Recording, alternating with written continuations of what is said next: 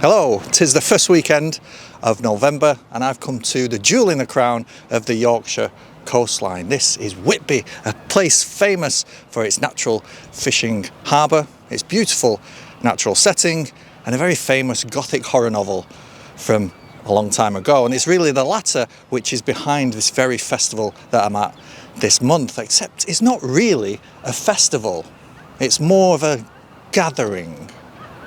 This is Whitby Gothic Weekend and I've been looking forward to this all year.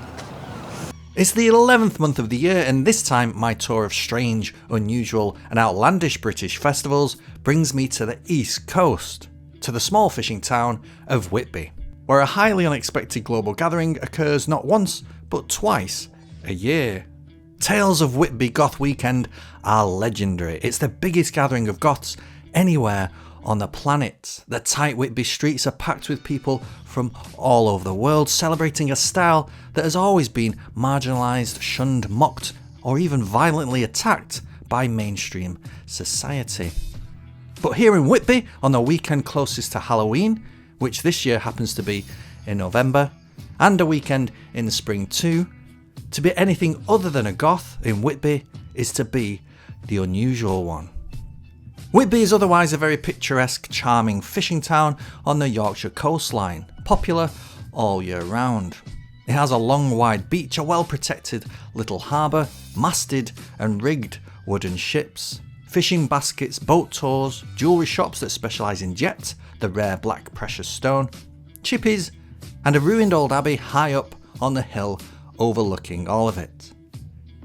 It's the abbey that lies behind the Goths coming here in a roundabout kind of way, because this wonderfully picturesque ruin famously inspired part of the setting for Bram Stoker's Dracula, as anyone who comes to Whitby will already know or very quickly find out. Dracula is of course one of the most famous pieces of English literature, the quintessential vampire story and the origin of many of what we today consider traditional horror tropes. Stoker, a theatre critic and author from Dublin, visited Whitby in 1890 and was so taken by the ruined abbey and the eerie fog-coated harbour that it partly inspired the story. Famously, the malevolent Count Dracula races up the 199 steps to the cemetery at the top in the form of a black dog. This famous literary connection has become part of Whitby's DNA, and fans of the novel have been coming here ever since. As a result, Whitby in return has been more appreciative and tolerant of Goths and other outcasts. To be clear, Dracula isn't the reason for this festival, but it's an important part of its origin story. Few places in the world have such a dark association, and there's no better setting for celebrating horror than a ruined old abbey and a graveyard high on a hill overlooking a spooky harbour. The festival really has its roots in a gathering of like-minded pen pals of someone called Joe Hampshire, who organised a meet-up in the Elsinore pub in Whitby in 1994. This gathering of people of an often disregarded subculture quickly grew, and after 1997 the annual meet-up became twice a year, and then evolved into a mini music festival. Today it's the premier goth gathering on the planet, a celebration of not just the music, but the fashion, the art, lifestyle and literature of Goths. Now some people may look at scenes such as these and roll their eyes or scoff, glad that such an event doesn't happen in their town twice a year. But by embracing the Goths, Whitby gains over £1 million a year for the local coffers. And wandering Whitby during the weekend, you'll very quickly realise today it's not just Goths gathered here. In fact, there seem to be relatively few Goths at all.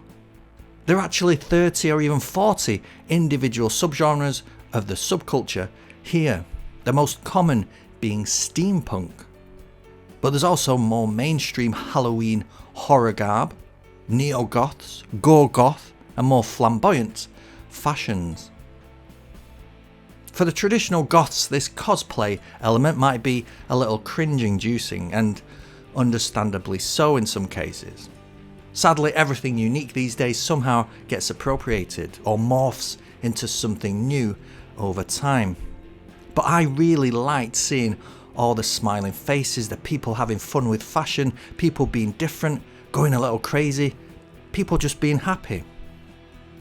And apart from the obvious shock on every corner, the thing I most found surprising was that I always associated Goths with young people, angsty, rebellious teens, or people in their 20s and 30s still having the energy to fight the mainstream. A lot of teens have a goth period. I flirted with it myself at school because A, I really liked the music, and B, I had a crush on a girl. But it was a pleasant surprise then to see that most people there were older. Some of them a lot older.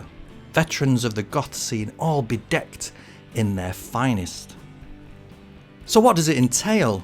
Well, apart from the music in the pubs at night, in the daytime there are a few small markets dotted about selling what you'd expect from a festival like this.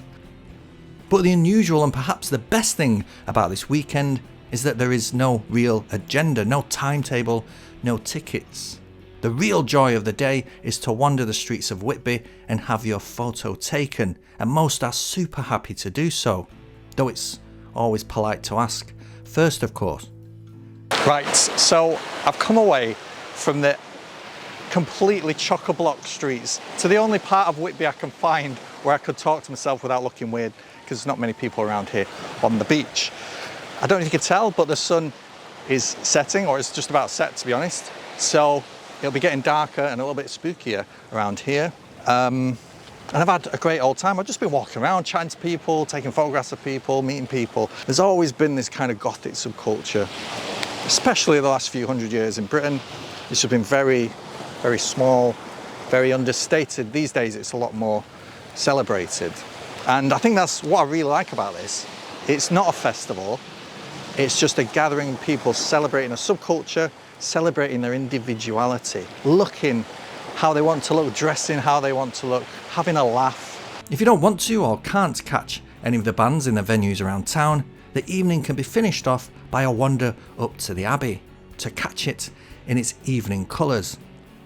This year, a large interactive play featuring characters like vampire hunter Dr. Van Helsing was also taking place and made a great way to top off the day.